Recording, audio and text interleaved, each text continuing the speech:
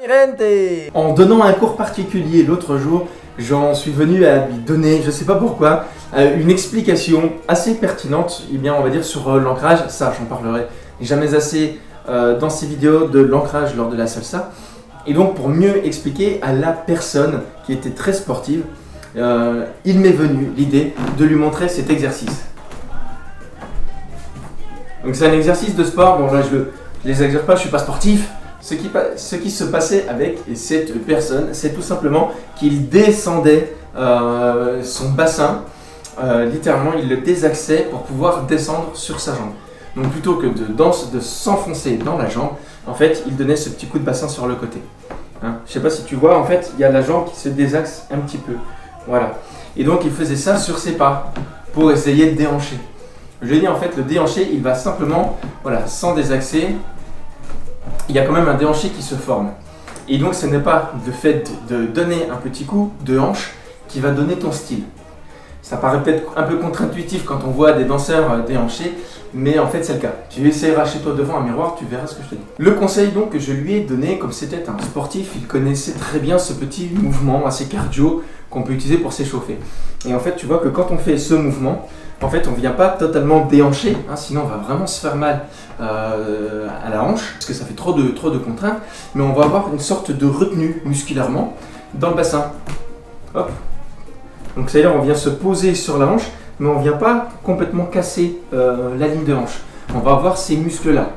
Donc cet exercice sportif, assez physique, va pouvoir te permettre de gérer ta musculature du bassin et comprendre qu'en fait, quand on fait ce mouvement-là, si on ne veut pas ni se faire mal à la hanche ni aux chevilles, et bien quand on fait l'amorti, quand on se repose, là,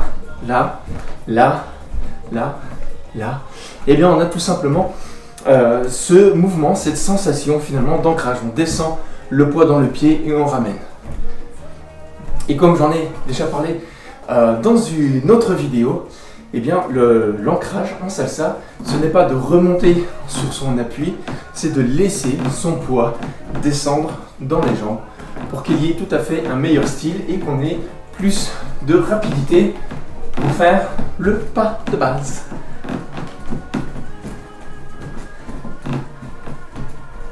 Voilà, bah écoute, je te laisse tout à fait le soin chez toi quand tu révises tes gammes, c'est-à-dire le pas de base et la rythmique, eh bien de connaître, de sentir